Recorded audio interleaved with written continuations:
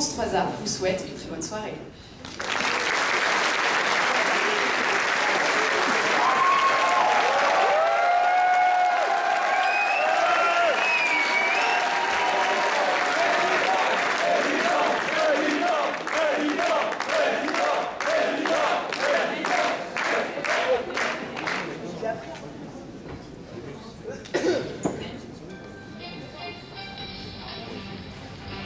Madame, monsieur, bonsoir. Bienvenue au 19-1 de votre chaîne de télévision France 3A.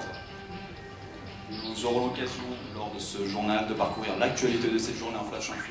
Ensuite viendra une série de reportages de nos équipes de terrain. Particulièrement dans cette période de crise prolongée, où de nombreuses personnes décident de changer de navire. Revenons tout de suite sur le flash info, l'essentiel de votre actualité.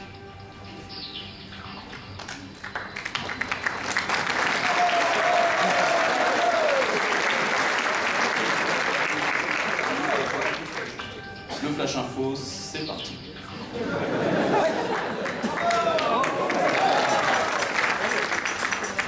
Ça y est, le verdict est tombé. Le prestigieux uniforme en feutrine de tapis et de la tradition de l'école fut remis au bout du jour. Les designers ne sont autres que José Bové et Mick Jagger. Une hausse magistrale de 0,1 point sur le classement de l'étudiant vient saluer l'effort de l'école. L'agence Moody's devrait bientôt annoncer le triple A. L'événement fut dignement fêté par la terre. Après des décennies de Twingo remplis de 17 personnes pour monter aux rues, l'école des mines a enfin conclu un partenariat avec un nouveau restaurateur. Une table réputée à 2 pas de l'école.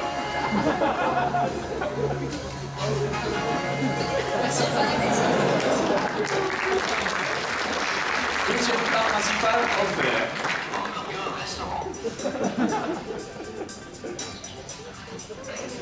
Et nous continuons maintenant sur notre série de reportages sur les thématiques importantes de l'école des mines. Après une année de débats publics et de procédures judiciaires, les jurés ont enfin rendu le verdict tyrannique. Les cuisines communes de la maison des élèves qui ont vu naître tant de recettes originales, mais surtout qui furent la base d'un esprit de communauté au sein des élèves, ont vu leurs portes se fermer. La transformation est fulgurante. Les élèves sont contraints de s'adapter. Observons cela grâce à un reportage de Jean-Maurice Gazier et Robert Fayolle.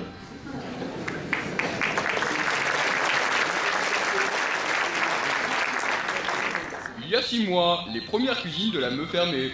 Nous avons voulu en savoir plus. Les étudiants n'ont pas d'autre choix que de s'entraider pour faire face à cette situation, actuellement aggravée par l'hiver rude que connaît la région. Faut faire cuire avant.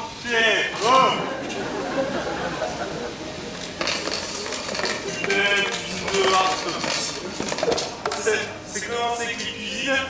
Petit à petit, on se retrouve sans domicile, on est dehors. Et puis on chie dehors. Mais c'est normal. Dans ce prix de multi, en plus, une fois au périmètre, et de merde. J'ai plus de cuisine, quoi. C'est moi plus de cuisine. J'ai de faire avec le pavé, on a pas rien pour une boîte. Mais t'as plus fort! Putain, Pierre, reste! Ouais, on va payer les gens, regarde. C'est pas... Attends, les gars! Vas-y! Ouais, c'est vrai! Putain, on va jouer ce soir! Mais non! Je sais qu'il faut le fuir!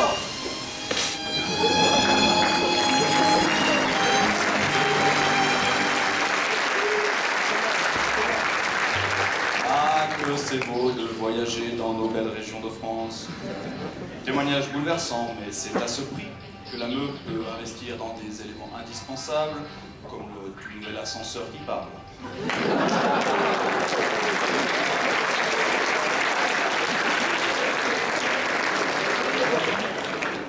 Sans transition, nous revenons ce soir sur un fondement de l'excellence de notre école, dans la joie de ses étudiants.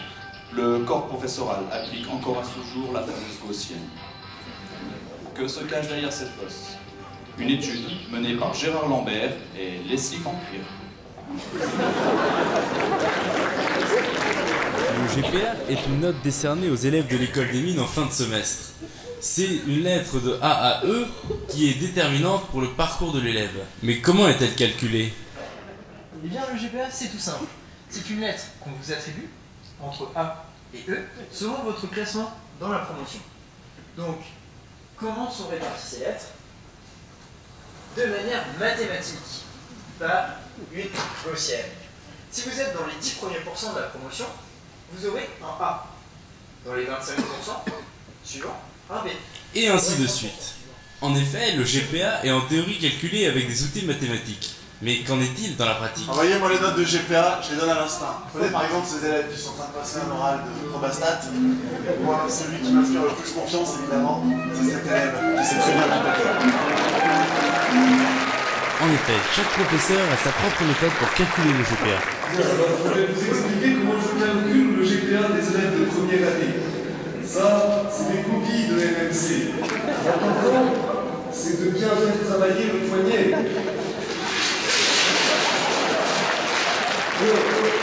Voilà, les premiers puissants de A, c'est le GPA A. Ensuite, on a les B. Les B.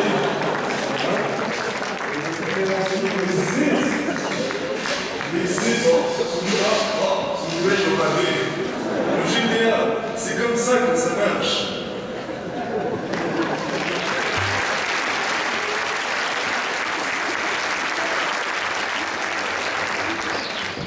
Voilà un système de notation rigoureusement mathématique et bien objectif. Enchaînons sans plus tarder sur un emblème, une exclusivité de l'école des mines de Saint-Étienne, l'indispensable voyage d'intégration. Nos équipes sont allées sur le terrain afin d'observer les changements qui affectent cet événement, qui apporte pourtant la cohésion propre à l'EMC. Un reportage de Hubert Baba et Gisèle Cantapi. Même les prestigieuses écoles d'ingénieurs sont touchées par la crise.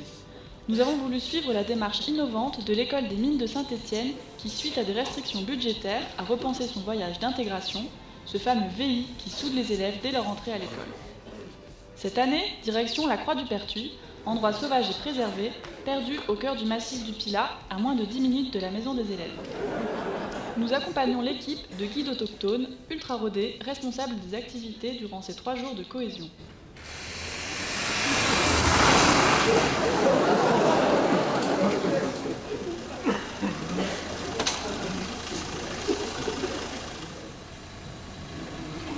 Allez les gars, amusez-vous bien, attends 3 jours.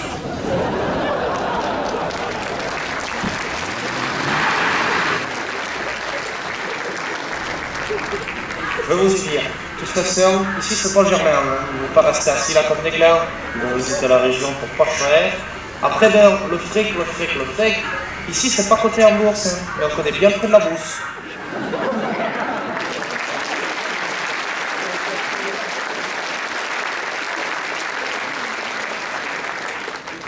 Espérons que tout cela ne finisse pas au Club Med de Saint-Victor-sur-Loire. Dans cette dernière partie de votre 19-20, nous allons avoir le plaisir d'accueillir le nouveau Georges Clounet de Saint-Just-Saint-Rambert, le brillant, l'expert dans son art, vous le connaissez tous. Monsieur, madame, pour vous, sur France 3A, bienvenue à Harry Potter. Monsieur Harry Potter, je vous invite à prendre place à côté de moi. Alors, monsieur Harry Potter, bonjour, vous venez de sortir un nouveau blockbuster, portant votre nom. Alors, ça marche très fort, ça court, je dirais même. Alors, avant d'admirer votre bande-annonce, comme ça, une petite question pour nos téléspectateurs. D'où tenez-vous cet art du pipeau? Alors, tout d'abord, merci Maxime pour cette invitation. Alors, pour répondre à votre question, je dirais que j'ai été inspiré principalement par l'école des mines de Saint-Étienne, ou mine l'art, comme on le dit dans le jargon.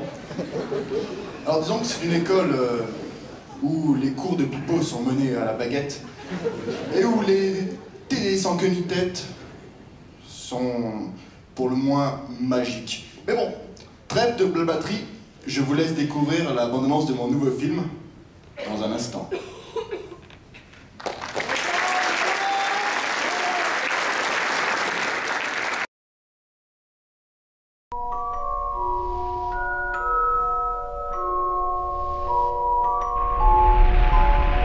n'as jamais provoqué de choses que tu ne pouvais expliquer, Harpy. Tu es un mineur, Harpy. Je suis à quoi? Cher Monsieur Potter, nous avons le plaisir de vous informer que vous êtes admis à l'école des mines de Saint-Étienne. Dans quelques instants, vous franchirez ces portes et rejoindrez vos condisciples. Méfiez-vous des emplois du temps, ils n'en font qu'à leur tête. Bienvenue à votre premier cours de pipeau. Vous allez apprendre à répondre à des questions sans en connaître les réponses. Monsieur Potter, de nouvelles célébrités. Mais t'as vraiment ta cicatrice? Non, t'es cher. Les premières années doivent savoir qu'il est strictement interdit d'arriver en retard, sous peine d'aller passer un semestre à Gardanne. Vous aurez pour mission de faire remonter l'école dans le classement. Sachez que l'année dernière, l'école a gagné 0,1 point dans le classement d'étudiants. Il me paraît évident que vous ferez de grandes choses, Monsieur Potter.